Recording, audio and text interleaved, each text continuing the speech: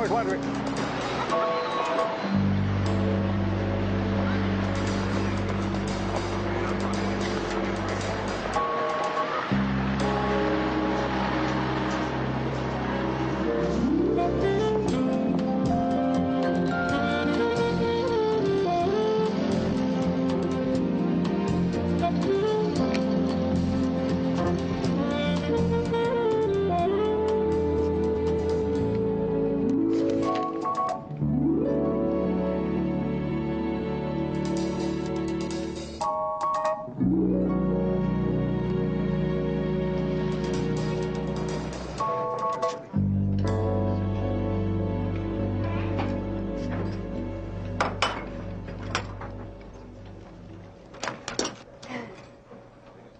Coffee?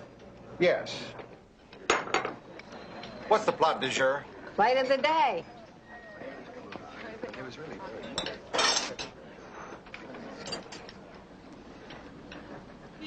Would you pass the salt? Thank you.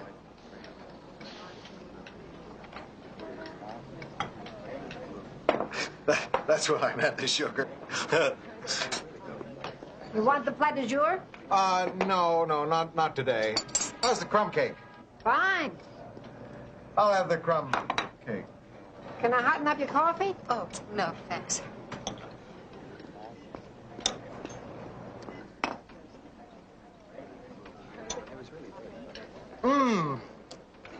Was that delicious? That's the best crumb cake I've ever tasted. I bet they bake it here. You think they bake it here? I don't know. I bet they do. I bet they do. It just tastes so fresh. Here, have a taste. Oh, no, thanks. No, go on. Here's a fresh fork. Take it from this end. I didn't touch it. Just take a taste. It's really good.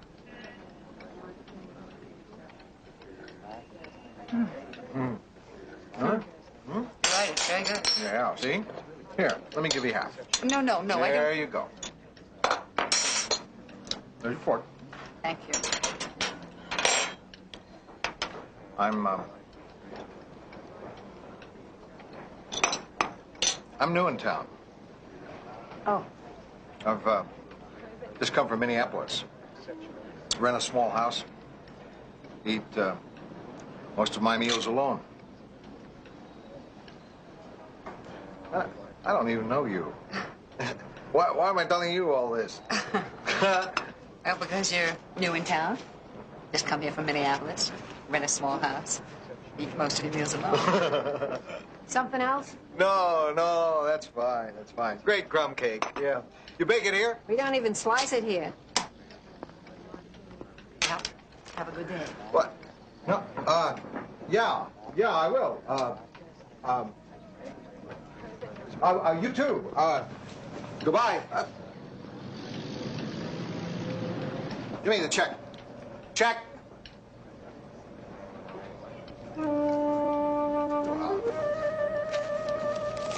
Check.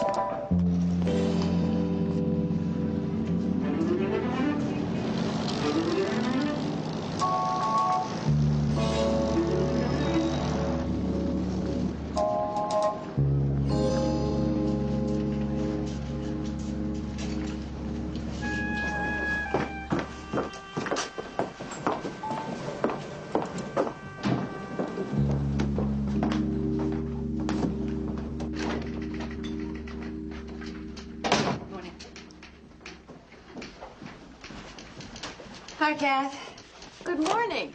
Here's Billy Newman's stuff from New Mexico. Ah. Right now you have a meeting for the Sunday magazine cover, and at 11:30 you're supposed to do that food section Oh, stuff. this is wonderful copy. Really good stuff. People from the East swarming to New Mexico for the Chirimoya Arts Festival. Get Billy on the phone for me, will you? Hi, Vince. Good morning, Irene. What do you got? The art for the Sunday cover? They're good. Hey, you know, we're still having problems printing it. It's that paper. Color just runs all over that rough stuff they've been giving you. Oh, what can I do? That's what they give me. What can you do? Make a fuss. Kick and scream. They want a beautiful magazine section, and they stick you with cheap paper that won't hold a color photo. They won't give you anything without a fight around here. Do what you can, huh? Okay. No luck with Billy Newman, Irene. You try the motel? Yeah, I tried the motel. I left a message. Well, don't worry about it. She'll get back to us. Oh, she's really caught it. The artists are from Taos. Students from Cherimoya College acting as guides. The sounds of chamber music over the desert. Oh, it smells hot and sunny in Pueblo in New Mexico. You can almost feel the heat. It's hot in here.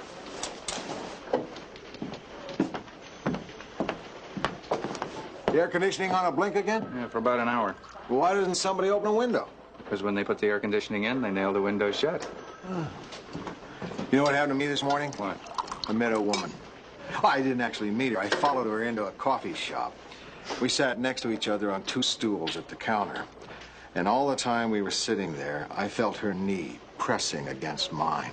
When she got up to leave, her knee was still pressing mine. It was the iron pole that holds the counter up. I think I got a ridge in my kneecap. Maybe it's better you didn't meet her. Why? Because what would happen? You'd ask her out, she'd get to know you, you'd get to know her, you'd get to like her, and she'd dump you.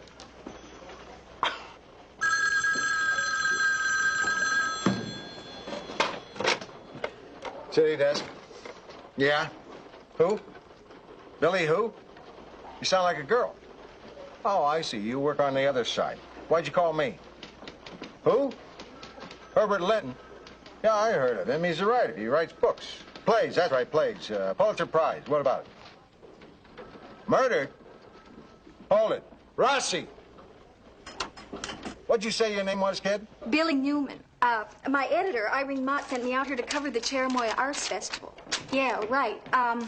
They discovered Linton's body late last night at 10:38 exactly. He was shot in the bathtub. I mean in the chest, found in the bathtub. Yeah, they've arrested his lover, named Victor Gary, a painter, age 37, address. That's fine, kid. Good work. What's the weather? Get packed, you go to New Mexico. Herbert Linton's been murdered. Linton? I thought he was dead. Well, you're right. No, look, I don't want an official weather report. I just want to know how my reporter should dress when he goes down there. In the 80s? Good work. Thanks for calling. What are you waiting for? Get on a plane. You think I can pick up and leave town just like that? I have Esther at home. So call her and tell her you're leaving. She doesn't answer the phone too well. She's my dog. Listen, Billy, it's a terrific story.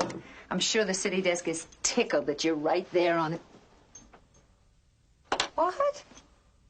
Come on, you're not serious. Why would he send a reporter? What does he think you are, kidney beans? Billy, don't worry about it. It's just absurd to send another reporter down to Cherimoya when you're right there. You just sit tight and let me handle it. Goodbye. Kathy, get me this Lou Grant person, will you? Oh. City desk. Lou Grant? This is Irene Mott. We haven't met, but I met her today, and I'm calling about Billy Newman, who's in... Yeah, I already talked to her. She did a nice job. You can tell her to come home. Well, that's the point. Billy's right there on the scene, and she can cover story. No, she can't cover this story. I'm sending a reporter down. A reporter? What do you think Billy is, kidney beans? What's that mean? I don't know what it means. My father used to say it to me. That's an odd expression. Well, I never questioned it. Why should you? Anyway, the point is, Billy is in... The point is, we do breaking stories on this side. I know what you do on that side. I'm well aware of what you do there. Then we have no problem. You don't horn in on my stories, and I promise I won't interfere with your coverage of how Ann Sheridan does her hair. Ann Sheridan? I don't care what you write about as long as it's not what we write about. Now, I have a murder story to cover, and I'm sending a reporter to do it. So you can tell your girl to come on home. Oh, look, to begin with, she's not my girl. She's a reporter, as much a reporter as anyone on your side. Some other time, okay? I've got a paper to put out. Oh, really? And what do you think we do here? I have no idea. I've never been in a hen house. Oh! You do have some pretty good people over there. I'm trying to run a city room here. I don't want other people horning in on our territory. Oh, come on, Irene. It's not worth getting angry about. You're right. You're right. 1, 2, 3, 4, 5, 6, 7, 8, 9, 10.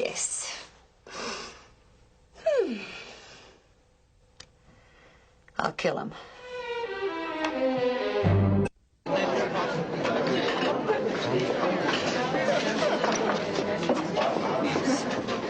You want dessert? We got custard, rice pudding, pumpkin pie, and chocolate cheesecake. Nothing. Good choice. Coffee. All right, guys, here, sir.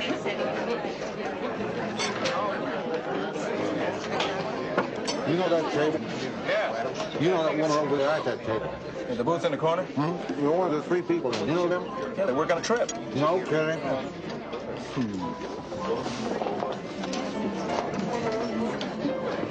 Hi. Hi. Having lunch? Yes. Me too. You work at the crib? Yes. Me too. Wonderful.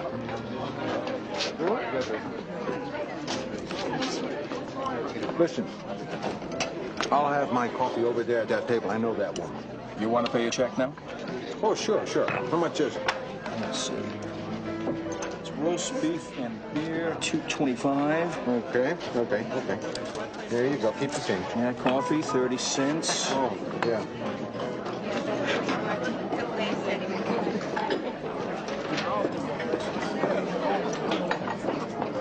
There you go. The rest is for you.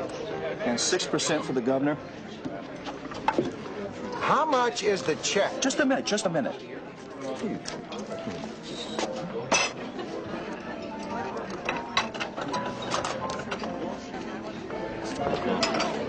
$2.70. You just blew your tip.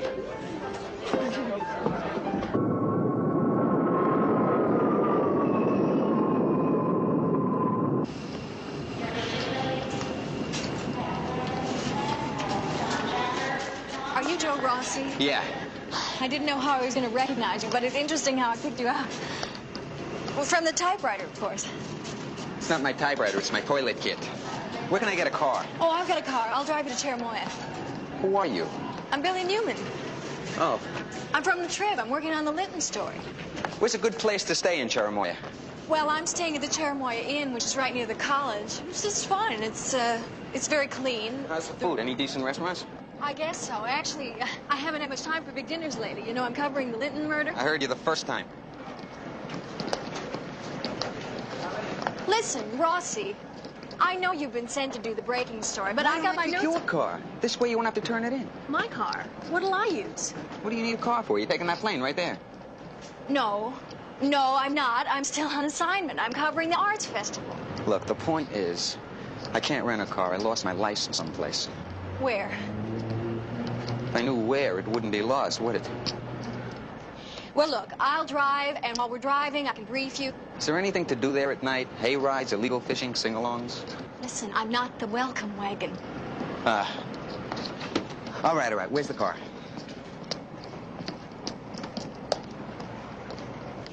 He moved here 7 years ago after his last flop. He said he was through with New York and the theater, and he was going to write books.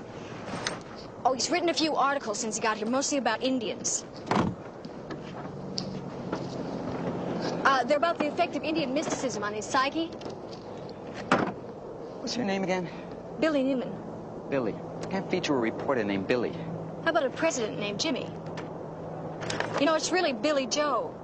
But I knocked off the last part to make it sound more professional. It didn't work.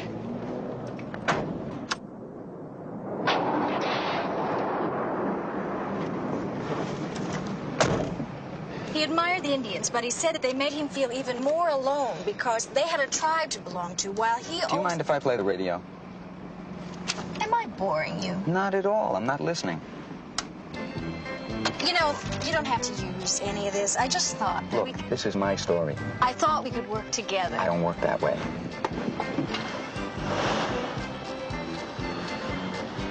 See if you can find something without banjos.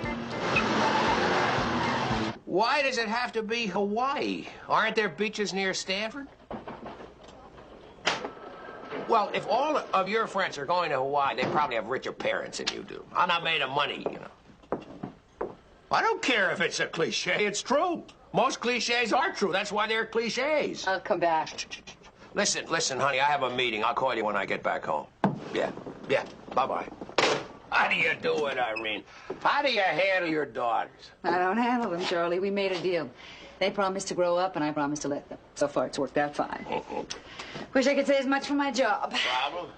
It's about the Linton murder. I have a reporter in New Mexico, Billy Newman. Yeah, I know about that. Lou Grant sent Joe Rossi for the breaking story. Right. And that's fine. Except Joe Rossi just told Billy Newman to go home. He did? Yes, and she's been there for 2 weeks now, Charlie. She's familiar with the terrain. She was there when it happened. It doesn't make any sense at all to send her home now. Well, you've got a point there.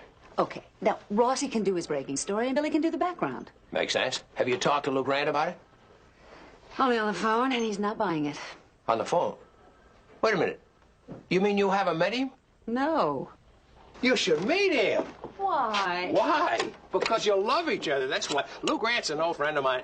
Hey, Lou, listen. I'm talking to Irene Mott, editor of the Today section.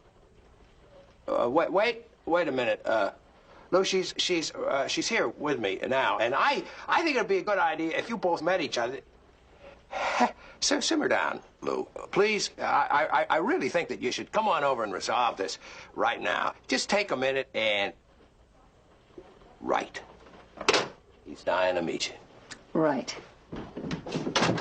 Look, I just don't have time to fool around with you. Oh, my God. Lou Grant, I'd like you to meet Irene Mott. Irene. That's your name, Irene. Huh? I have a cousin named Irene. Everyone calls her Irene. Well, everyone calls me Irene. Yeah, we met. We know each other, Irene and me. We met before. I didn't know that. Who would have thought that you worked here? I mean, I found out this afternoon at McKenna's, but I didn't know you were Irene Mott. You run the women's section. We don't call it that anymore, Mr. Grant. Lou. Call me Lou. Oh, well, I will if you call me Irene. I mean, first we meet at a coffee shop, then again we meet at McKenna's, and here we are in what's-his-name's office. I can't tell you how happy I am to see you again. Oh. Hey, why don't you tell Lou what's on your mind, Irene? Right, good idea. Why don't we sit down? Now, I have a reporter in New Mexico. Oh, sure, I know. She called me about the Linton murder. Damn good work. Oh, well, glad you feel that way. Now, I know you sent a reporter down to Chermoya. Yeah. Joe Rossi. He'll do the breaking story. Right, and Billy's going to stay and do the background story. Now, Lou. Rossi won't stand for it. Yeah, maybe he will, Lou. Let me put it this way. I won't let Rossi stand for it. Now, you're being unreasonable. It's absurd not to let her stay. She's coming back. She is staying. We'll see about that. We certainly will. Get me Rossi, wherever he is. What's the matter with you? What's the matter with me? Rough and tasting women, that's what's the matter with me. Lou, she's really... Why do they have to come horning in on our side? Huh? Do I go over there asking if I can write articles on food specials or movie reviews or home decorating, huh? Lou, Irene Mott has probably done more for this paper than anyone else on it. When I first came here, the women's section was just that. But Irene has really turned things around. It's the most vital section of the paper. And the proof of it is that nobody calls it the women's section anymore. Hello. Rossi. Listen, is that girl from the women's section still hanging around? Or you tell her to get out of there. You're covering that story alone.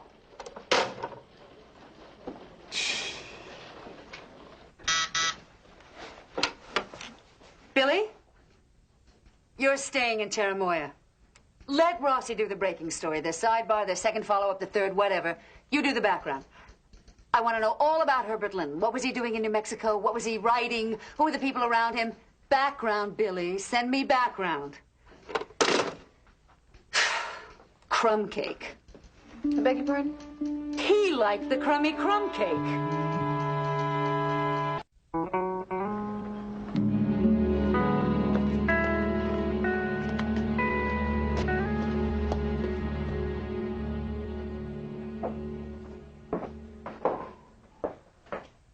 All right, folks. You have your attention, please. Let me run this down for you. Herbert Linton, Linten, was last seen alive at the Aurora restaurant just 7 miles south of Chermoya.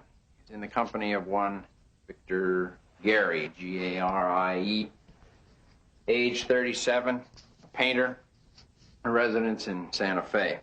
Linton had consumed a large quantity of alcohol. In what form, Sheriff? Vodka martinis. How many? The lab hasn't determined that yet. They're counting the olives in his stomach. The two men argued quite loudly, using a good deal of profanity. And Gary got up from the table, leaving his dinner unfinished. Linton remained alone. He then left the restaurant at approximately 9:12. It's 9:12, approximately. Right. He took a cab home, arriving there at approximately 9:27. Approximately.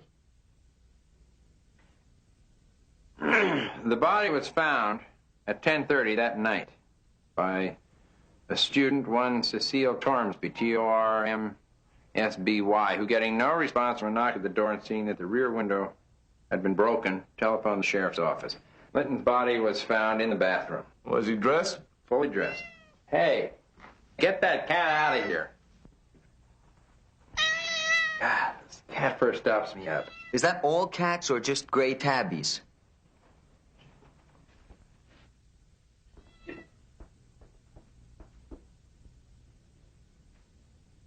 He was dead from a gunshot wound from a .22 caliber weapon.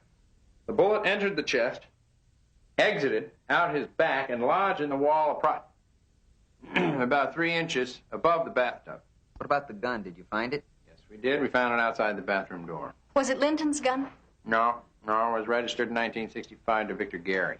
Sheriff, how do you know that Linton and Gary were lovers? Well, everybody knew that. What are you doing here? I'm doing background for the Today section. I thought you went back. If there are no more questions, folks, that wraps it up. Well, wait a minute. I heard that Gary hired Quentin Morgan to defend him. You say so, Mr. Rossi? Well, that's pretty big stuff. Quentin Morgan coming all the way from San Francisco. You say so, Mr. Rossi? Sounds like Gary feels he's a really heavyweight lawyer, doesn't it? I don't know. Is that how it sounds?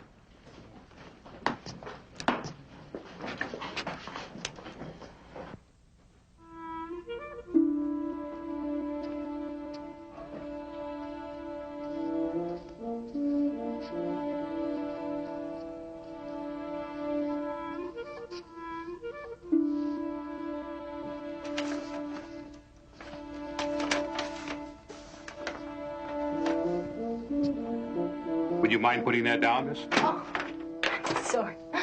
I wasn't thinking. Just don't touch anything, okay? You bet.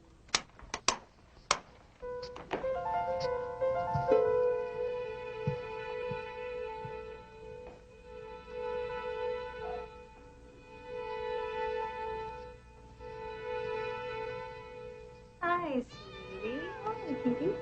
Oh, okay if I pet the cat? Listen, would you mind reading the title of the book on the night table?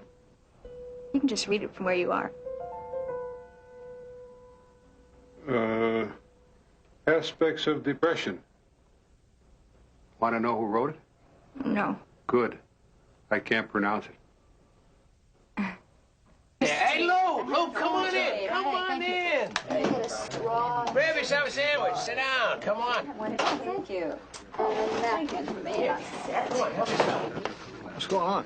Once a month, we all get together, and we have sandwiches, shoot the breeze. Have a sandwich. Shoot the breeze. Anybody want this roast beef sandwich? No, came on raisin bread. Huh? See, Lou, it's a kind of an informal way of catching up on what we've all been doing. Now, Irene here feels that there's some unnecessary infighting going on inside the paper. Irene, why don't you take the floor? Okay, thanks, Charlie. I think there may be some people here who don't quite know what we do over in the Today section. Yeah, I know all that. I'm not just talking to you, Mr. Grant. Now, at Today, we do travel, book review, Sunday magazine, food, entertainment. Could you pass the mustard, please? I'm talking to you, Mr. Grant.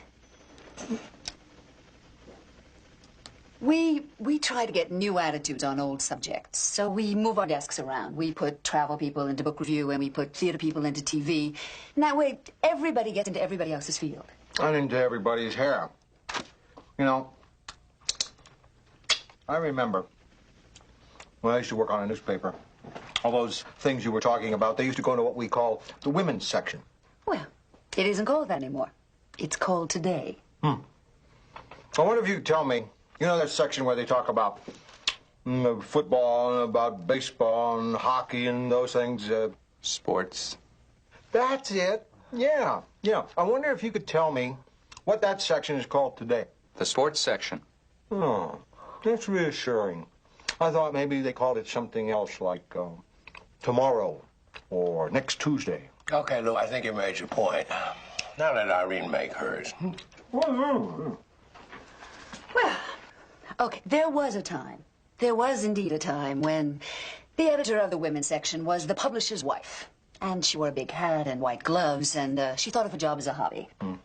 Well, today, that woman is as obsolete as the city editor who chomps on a cigar, talks out of the side of his mouth, and has a zipper that's never quite closed. Look, we've got all kinds of qualified people on this newspaper who can handle any kind of assignment. I've got people who can write for you. You've got people who can write for me. Thank you. Thank you. But I really don't have a burning ambition to write an article on how to care for my rose garden. Neither do I. I'm allergic to roses. But if I had to write it, I could. Now, let's not argue. We're not arguing. I am. You see, I think one of the problems is that physically we're in two sections of the building. The news side and the today side. And that corridor is a long bridge in between, and people are afraid to cross the bridge. Right. I agree. But we all work for the same newspaper. So does the guy who takes classified ads, but he doesn't want to cover a story. Oh, come on. Why shouldn't a writer from the city side do a Today story, huh? I'd like to see you cross over. Okay. Sure I will. When I want to write a story about roses. I don't believe it. It was pretty informal. We'd meet here or over at Herb's house, and sometimes at this cafe near the plaza. We generally work on a scene, then read it with the rest of the class and analyze it. Oh, does anybody want some gum? No. No, thanks. Well, that's good. I don't have any. Does anybody want some lint? No.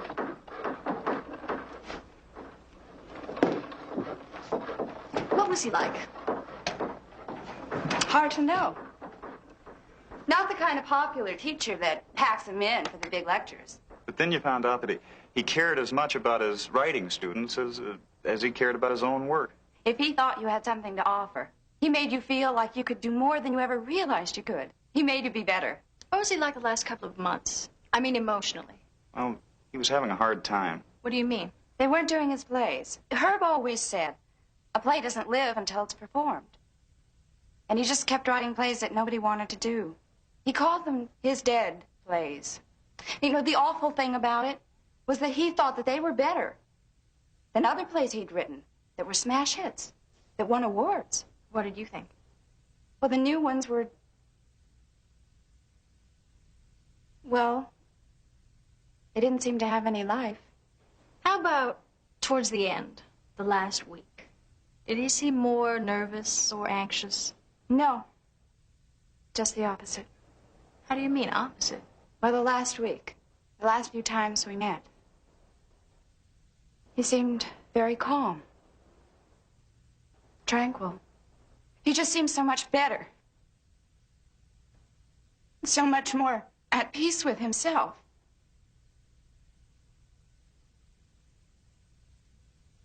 It was nice. He was happy.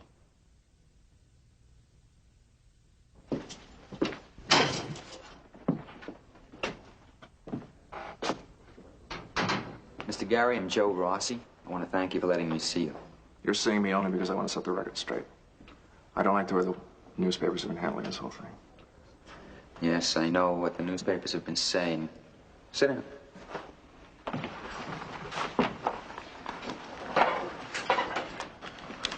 So what do you want to tell me? I did not kill Herb. You had a big fight. Everybody heard it. Next thing, Linton's dead. God, I still can't believe it. You were lovers? We were friends, best friends. Not lovers? No. Not for the last year. Maybe 18 months. What happened between you? Herb was always fighting it. He never could accept it in himself. So he had dates with women. I didn't care. I respected his hang-ups. You don't have that hang-up? No. How come you met him that night? I just sold some of my paintings. My gallery in New York had contacted me that morning, and Herb and I were going to go celebrate out to dinner at a restaurant. When I got there, he was in a rotten mood. Drunk? No, not exactly, but he'd had enough drinks to make him nasty. We got to the table. You were at the table? He began to argue. About what? I don't know what. Whatever I said ticked him off. Whatever I didn't say ticked him off. I couldn't make any sense of it. I couldn't figure out what was bugging him. So then both of you began arguing? No. No, I know better than that. There's no dealing with him when he's in that kind of a mood. He was just insulting me, so trying to. Said I was insensitive. Stupid, said I. Didn't have any intuition. Then he began to attack my recent work. Said it was unimportant, uninspired, ugly, I don't know. Okay, so you're in the restaurant. He's goading you. Then what happened? Then it dawned on me. He was trying to get rid of me. You see, Herbert always said he never had the courage to leave anybody. He had to make them leave him. He wanted me to leave him. So I did. I said, all right, Herb. If you want me out, I'm out. It was your gun at the house. How did it happen to be there? I gave it to him for protection. He was afraid. Afraid of what? I don't know, prowlers, I guess. He didn't have anything to be afraid of. Well, apparently he did. He's dead.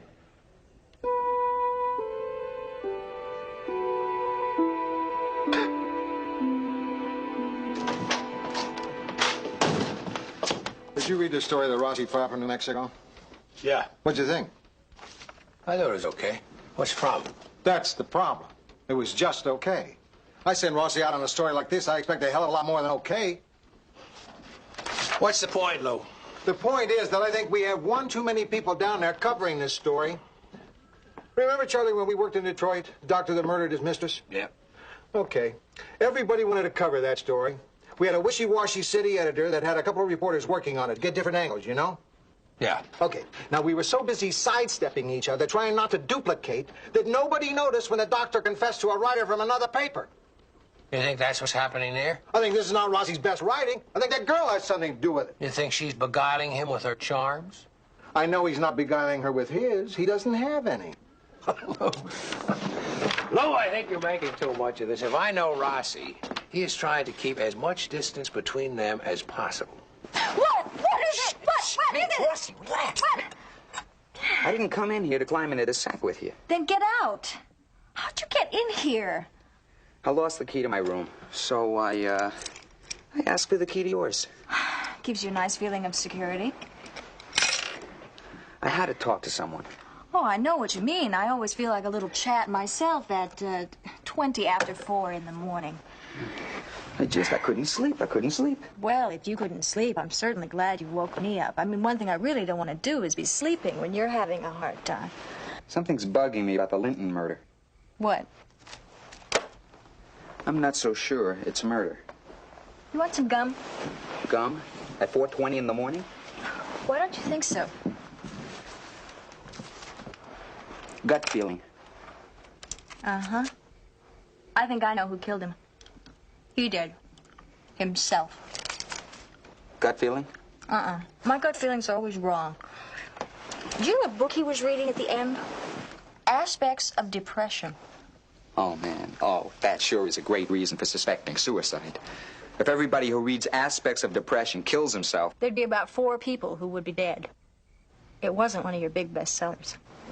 Did you notice what was on his desk? What? Large envelopes. You know the kind that manuscripts come in? Plays? Returned to him from New York producers. He hadn't opened them. He hadn't even bothered to open them. Rejections. Can you imagine a man like Herbert Linton getting rejections? Okay. Let's say it is suicide. There's one problem. The house was broken into. Somebody broke the glass window in the back door and came into the house. Who? Who? Victor Gary. Why? Why not? He was angry enough. Hell hath no fury like, and all that. That doesn't make him a murderer. No, it doesn't, does it? I want to find out more about Lynn. He was teaching a playwriting seminar around here. I want to talk to some of his students. I already did. They told me something really interesting. Very interesting. I wish you wouldn't crack your gum like that. It gives me a headache. Last week, right before he died, they said that he was suddenly very calm, quiet, tranquil, as if he was more peaceful than he had been for months. As though he'd come to a decision. Yes. Uh-huh. Get dressed. Don't do that. I'm ticklish. On your ankle? That wasn't my ankle. Come on, get dressed. What do you mean, get dressed? I haven't finished sleeping. When are you getting up? Tomorrow. It's tomorrow. Get up.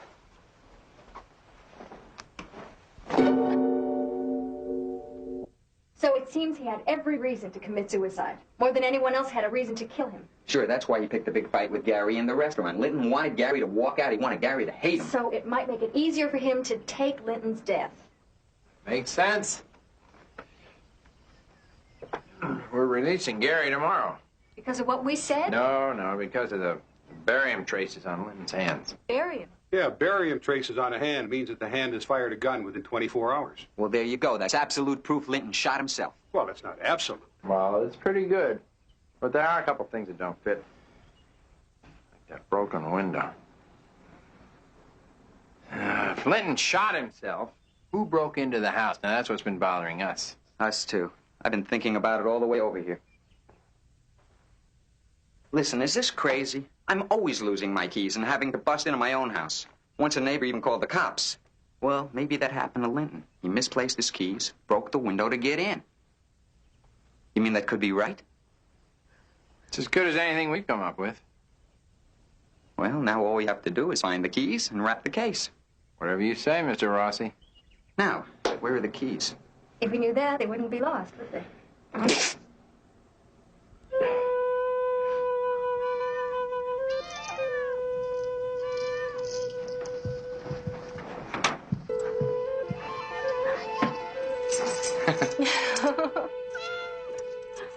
Can you find my driver's license? I was really worried about you there for a while, Rossi. But that story you phoned in was good stuff. Much better than that garbage you sent in yesterday. Yeah.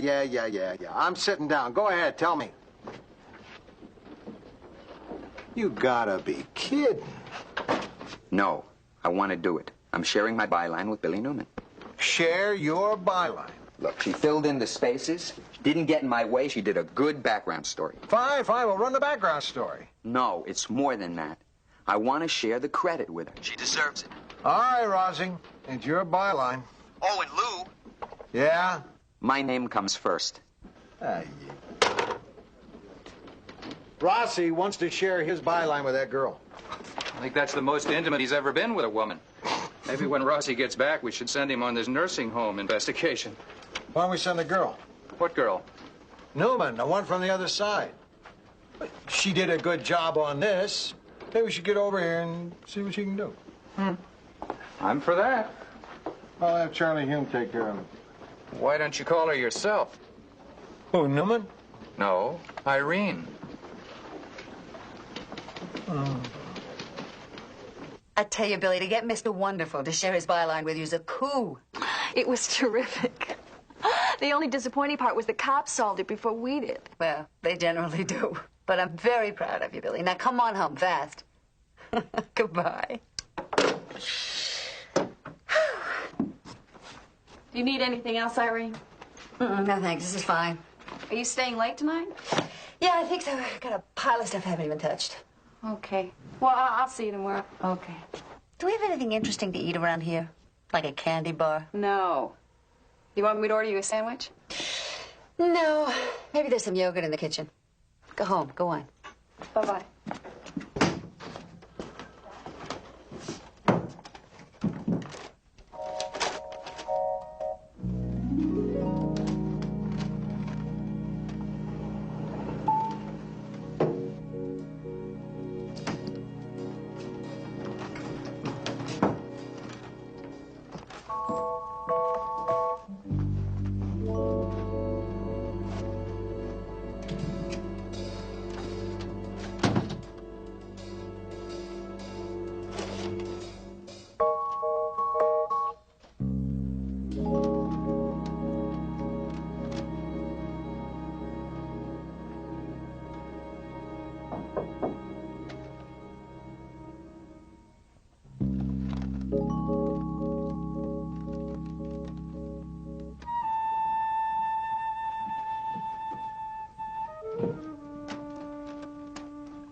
night, Vince. Good night, Irene. See you in the morning.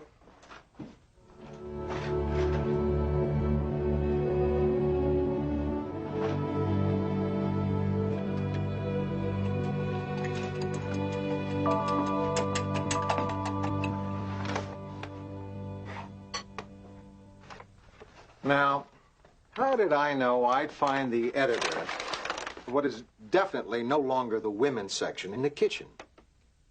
I'll bet a drink. Why?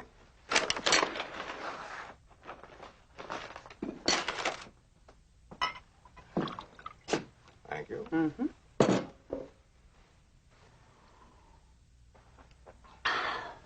You drink like a man. So do you. Want some eggs? Oh, no. Don't bother. I am not hungry. What are you making? Western? With chili and peppers? Mm-hmm. Nothing like it. Kills the taste of the eggs. Yeah, I like it really hot. How hot? When my bald spot begins to sweat. I brought you something. What? Plastic roses. My favorite.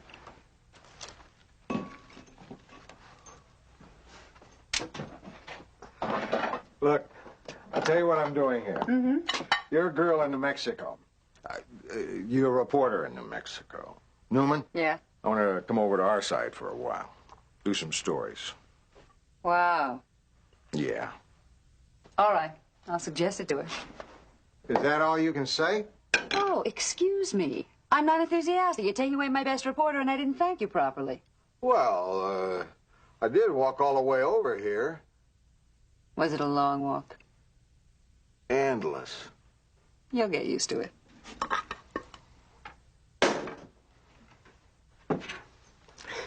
You know, Renee, we've had breakfast together. We've had lunch together. Here's to our first dinner together. You know, Lou, I really hate the name Renee. You'll get used to it.